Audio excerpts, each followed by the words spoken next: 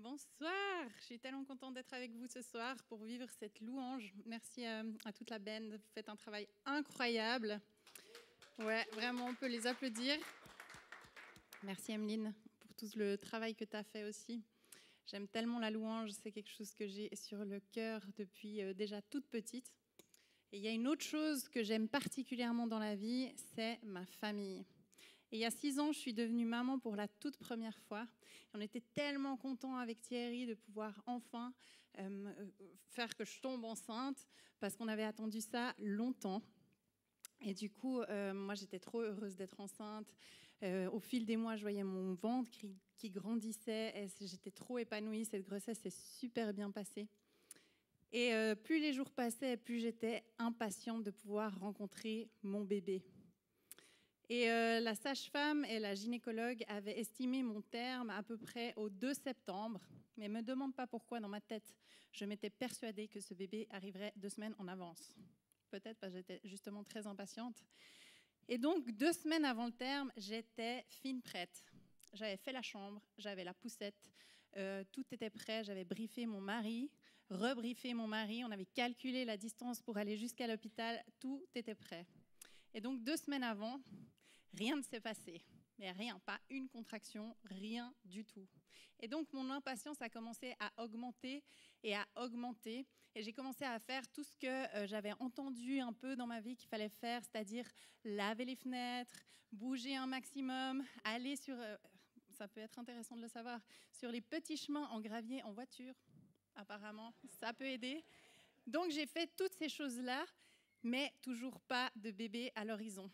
Et je suis arrivée le jour du terme chez la sage-femme à l'hôpital qui m'a dit « Écoutez, si ce bébé n'arrive pas prochainement, il va falloir vous provoquer. » J'ai envie de lui dire « Il est déjà assez en train de me provoquer ce bébé, il ne faut peut-être pas en rajouter. » Mais en tout cas, voilà, elle m'a dit « Il va falloir être provoqué. » Et alors là, non seulement j'étais impatiente, mais j'ai commencé à avoir très peur. Parce que j'avais toutes les histoires de mes copines dans la tête qui m'avaient raconté l'accouchement par provocation horrible qu'elles avaient vécu, la douleur, les jours de souffrance qu'elles avaient vécu. Et donc, moi, j'ai commencé à flipper un peu. Et donc, j'ai continué tout ce que j'essayais de faire déjà pour que le bébé vienne, toujours rien. Et donc, j'ai fait ce que n'importe quel être humain aurait fait à ma place. Je suis allée sur Google. Parce qu'on sait tous que Google détient la vérité et les réponses à toutes nos questions. Et donc, ouais. Et donc, j'ai tapé comment accoucher rapidement après le terme. Et là, j'ai lu plein de commentaires de mamans, des blogs, toutes les astuces et trucs pour pouvoir accoucher. Et j'avais fait la plupart, sauf une. J'ai découvert qu'il existait une potion, ça s'appelle vraiment comme ça, en Valais. Alors tu vas me dire, potion, Valais, j'aurais pu me méfier. Mais quand on est désespéré, on est vraiment prêt à tout. Une potion en Valais qui faisait accoucher les mamans très rapidement une fois le terme dépassé. Plein de commentaires de mamans qui disaient « Oui, moi j'ai bu cette potion, puis juste après, je suis allée à l'hôpital, puis j'ai accouché de mon bébé. » Donc, ni une ni deux, j'ai pris ma voiture, je suis allée à Montaix, en Valais, dans la droguerie qui vendait cette potion. J'ai acheté la potion, je suis rentrée à la maison, j'ai bu la potion, et là, j'ai vomi. Parce que cette potion, elle était imbuvable, c'était vraiment un carnage. Je sais maintenant pourquoi on l'appelle la potion, parce qu'en fait, ils ne veulent pas te dire ce qu'ils mettent dedans. Ça reste une surprise. J'ai eu une seule contraction, je pense que c'était mon estomac qui n'en pouvait plus, en fait. Il me disait, je vais mourir. Et donc, rien ne s'est passé. Et donc, je suis arrivée à la provocation. Pas 2 semaines avant, mais 2 semaines après mon terme. Je pense que c'était mon problème de maths qui s'est manifesté. J'avais juste mal compris, en fait. Et donc, je rassure tout le monde, la provocation, c'est pas si dramatique. Alors, je peux pas dire que j'ai pas eu mal, ce serait te mentir, mais pas plus que mes autres accouchements. Et donc, ça s'est bien passé. On a eu notre première fille aînée qui est née. Et comme tu le sais peut-être, elle est née avec une malformation au niveau de l'estomac, qu'on a découvert beaucoup plus tard. Et avec le recul, en fait, j'ai réalisé à quel point ça avait été une bénédiction, en fait, que j'accouche pas 2 semaines avant, ni le jour du terme, parce que sinon, elle y serait probablement restée. Et donc, j'ai jamais été aussi reconnaissante de réaliser qu'en fait, j'étais contente en fait que Dieu n'ait pas été aussi impatient que moi et que son timing, en fait, était bien mieux que le mien. Et ce soir, c'est ma première question pour toi. Est-ce qu'il t'est déjà arrivé de te retrouver dans ce moment d'attente où tu attends en fait qu'il se passe quelque chose, tu attends que Dieu intervienne dans ta situation, tu as prié pour ça, et en fait ton timing et le timing de Dieu semblent ne pas du tout coïncider. Peut-être c'est ton cas, ce soir tu as prié pour une situation particulière, tu as l'impression que rien ne se passe et que Dieu t'a un peu oublié. Et ce soir je voulais te proposer de te parler d'un peuple qui à un moment donné s'est retrouvé exactement dans cette situation d'attente. Si tu lis Exode, tu verras que le peuple d'Israël, c'est exactement ce dont je suis en train de parler. Et pour rappel, en fait, le peuple d'Israël a été captif 400 ans en Égypte, 400 ans d'esclavage. Et ils viennent d'être libérés. Dieu a envoyé Moïse et les a sortis de l'esclavage après 400 ans. C'est la fête. Et ils ont vu Dieu ouvrir la mer Rouge, ils ont pu traverser, ils ont vu Dieu fermer la mer Rouge sur leurs ennemis pour qu'ils puissent être sauvés. Ils ont vu l'eau qui n'était pas potable devenir potable pour qu'ils puissent s'hydrater quand ils avaient soif. Ils ont vu Dieu envoyer la manne et les cailles quand ils avaient faim. Ils ont vu Moïse frapper un rocher, l'eau jaillir de ce rocher-là. Et ils ont vu des batailles être livrées et être gagnées juste parce que Moïse levait les mains vers le ciel. Donc pendant 3 mois, ils ont vu Dieu intervenir et faire miracle sur miracle sur miracle sur miracle pour eux. Et là, ils arrivent en fait au pied de la montagne du Sinaï, en plein milieu du désert. Et là, en fait, Dieu leur dit qu'il va se révéler à eux, qu'il va venir leur parler et qu'il faut que le peuple se prépare à ça. C'est ce qui se passe. 3 jours plus tard, Dieu se révèle, il descend sur la montagne du Sinaï et c'est décrit en fait qu'il y a du feu, il y a une nuée, il y a le tonnerre, il y a les éclairs, il y a le son des trompettes, la montagne tremble tellement la puissance de Dieu est forte. Et bien sûr, on peut les comprendre, le peuple a un tout petit peu peur en voyant ça. Et à ce moment, il y a tout un dialogue entre Dieu et Moïse et le peuple va être un peu témoin de ça. Et Dieu va leur dire dans Exode 20, « Je suis l'Éternel ton Dieu, qui t'ai fait sortir du pays d'Égypte, de la maison de la servitude. » Donc Dieu commence en leur rappelant qui il est. Et je pense que ce n'était pas juste comme ça, mais je pense qu'il voulait et qu'il tenait à ce que le peuple d'Israël sache qui il était vraiment, parce qu'il sortait de 400 ans d'esclavage dans un pays où il n'y avait pas un seul Dieu, mais où il y avait plusieurs dieux. Et moi, ce qui me touche, c'est quand il se présente, il parle de l'Éternel. Et l'Éternel, c'est le nom de Dieu, en fait, qui signifie... c'est un peu le côté maternel, si on veut, de Dieu, qui a envie de venir proche des gens, qui a envie de les sauver, qui a envie de les secourir. Et il commence comme ça. Et il continue, c'est ce que Stéphane aussi disait la semaine passée. « Tu n'auras pas d'autre Dieu devant ma face. Tu ne te feras point d'image taillée, ni de représentation quelconque des choses qui sont en haut dans les cieux, qui sont en bas sur la terre et qui sont dans les eaux plus bas que la terre. Tu ne te prosterneras pas devant elles et tu ne les serviras pas, car moi, l'Éternel, ton Dieu, je suis un Dieu jaloux qui punit l'iniquité des pères sur les enfants jusqu'à la 3e et 4e génération de ceux qui me haïssent et qui fait miséricorde jusqu'en 1000 générations à ceux qui m'aiment et qui gardent mes commandements. » Et plus loin dans Exode 20, 23, il répète « Vous ne ferez point des dieux d'argent et des dieux d'or pour me les associer. Vous ne vous en ferez point. » Et je trouve hyper intéressant en fait que le tout premier commandement que Dieu donne à son peuple, c'est celui-là. Juste après avoir dit « Je suis l'Éternel ton Dieu, c'est moi qui t'ai libéré, c'est moi qui t'ai amené dans le désert », il leur dit « Ne faites pas l'erreur de mettre autre chose à ma place. Ne faites pas l'erreur de tordre mon image sur cette terre. » Et le peuple accepte, ça leur semble tout à fait correct. Pas de souci. Et on continue plus loin dans Exode 24. Dieu appelle Moïse à le rejoindre pour un moment d'intimité, un moment où il veut vraiment avoir un peu un échange plus intime, plus personnel avec Moïse. Et avant de partir, Moïse fait cette chose qui semblait plutôt pertinente sur le moment. Il demande à son frère Aaron et à Our d'être responsables du peuple, donc chef par intérim, pendant son absence. Et dans Exode 24, on peut lire que Moïse monte sur la montagne, il rentre dans la nuée et il va rester sur la montagne pendant 40 jours et 40 nuits. Et là, pendant 8 chapitres dans la Bible, en tant que lecteur, on va être témoin de ce qui se passe en haut de la montagne, entre Dieu et entre Moïse. Je ne sais pas si tu as déjà lu 8 chapitres d'affilée dans la Bible, c'est quand même assez long. Et là, vraiment, pendant 8 chapitres, on va voir ce qui se passe en haut de cette montagne. Et en particulier, le fait que Dieu va parler à Moïse de comment construire le tabernacle.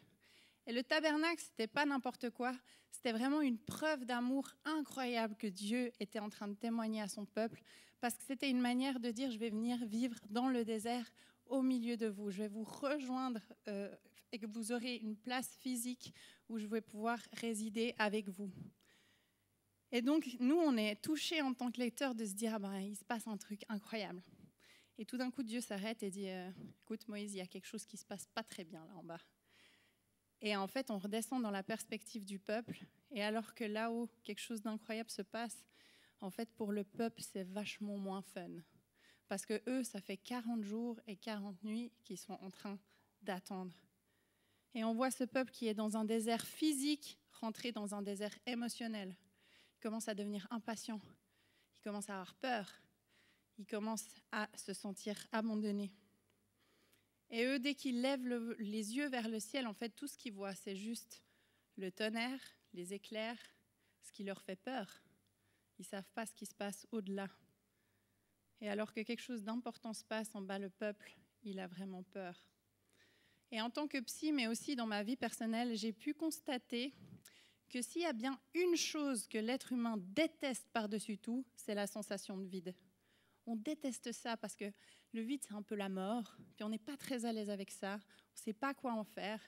Et donc, quand on a une sensation de vide, le réflexe, ça va être de le remplir.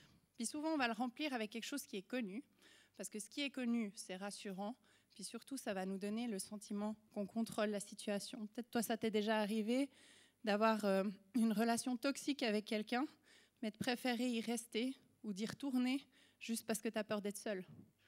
Peut-être ça t'est déjà arrivé de surcharger ton agenda par peur de t'ennuyer. Ou peut-être ça t'est déjà arrivé d'accumuler des choses juste par peur de manquer. Et on lit dans Exode 32 que le peuple qui voit que Moïse tarde à redescendre de la montagne, il s'assemble autour d'Aaron et lui dit « Allons, fais-nous un Dieu qui marche devant nous, car ce Moïse, cet homme qui nous a fait sortir du pays d'Égypte, nous ne savons pas ce qu'il est devenu. » Et donc Aaron va prendre les bijoux du peuple, l'or du peuple, tout ce que Dieu en fait leur avait offert quand ils sont sortis d'Égypte, et ils vont les sacrifier pour faire un veau en fonte. Je trouve intéressant de voir que devant leur peur, en fait, leur premier réflexe, c'est de construire un Dieu à la place du Dieu qu'ils ont l'impression qu'il les a abandonnés. Ça veut dire quand même que profondément, ils ont la croyance que Dieu, il peut les sauver dans cette situation. Sauf que le veau d'or, c'est pas anodin pour eux. En fait, le veau, c'était un des dieux que les Égyptiens adoraient à l'époque.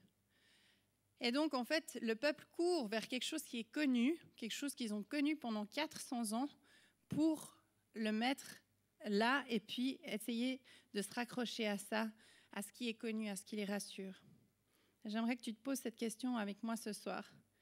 Vers quoi ou vers qui tu cours quand, comme le peuple d'Israël, tu te retrouves devant le vide, devant l'attente, devant l'inconnu, devant la sensation de perdre contrôle de la situation. Ça peut être la peur de manquer financièrement, ça peut être la peur de ne pas avoir de travail, ça peut être la peur de jamais trouver la bonne personne, ça peut être la peur de ne jamais avoir d'enfant. Vers quoi ou vers qui tu te tournes quand tu te retrouves comme Israël dans ce moment d'attente? Alors c'est sûr que les idoles aujourd'hui n'ont pas vraiment le visage d'un veau d'or, mais pour sûr, elles ont la même fonction. C'est l'illusion que tu peux trouver la sécurité, l'illusion de trouver un sentiment de liberté et d'être rassuré. Mais ce soir, j'ai envie de te dire une chose.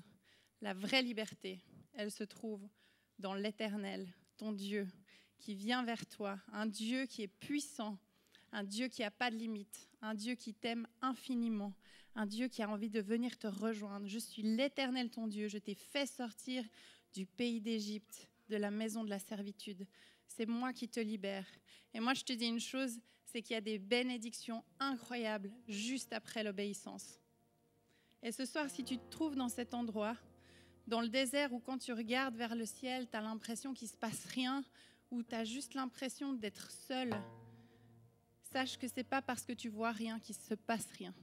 Le silence de Dieu, ce n'est pas l'absence de Dieu.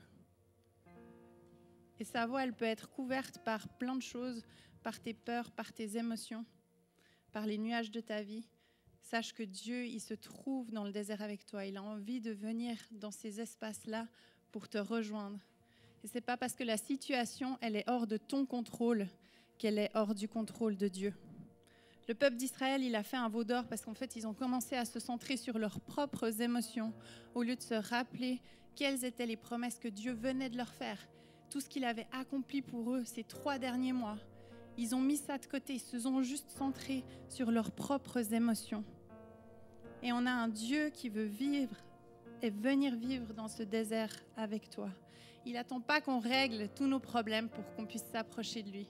Au contraire, il a envie qu'on puisse lui apporter ses problèmes pour que lui, il puisse venir remplir les vides de notre vie, qu'il puisse nous aider à les résoudre, qu'il puisse nous rejoindre, que ce soit un compagnon de route sur le chemin de la liberté. Et parfois, on s'attend à ce que Dieu il nous sorte du désert parce que ce n'est pas confortable. Mais parfois, Dieu il a envie de nous y laisser, comme il a laissé tourner le peuple d'Israël pendant 40 ans, parce qu'en fait, il veut qu'on vive une transformation beaucoup plus profonde. Et parfois, c'est un cadeau de Dieu de nous laisser dans ce désert-là. Pas parce qu'il nous a abandonnés, parce qu'il vient séjourner avec nous dans cette salle d'attente, dans ce désert, mais parce que quand on est dans le désert, en fait, on est obligé de rester proche de lui. Quand on n'a pas de vision sur l'avenir, on est obligé de rester dépendant de Dieu et de lui faire confiance qu'il va nous amener là où lui a envie de nous amener. Et ce soir, je t'invite à continuer à louer ce Dieu et à te rappeler qui il est. Il est Elohim, ton Dieu créateur.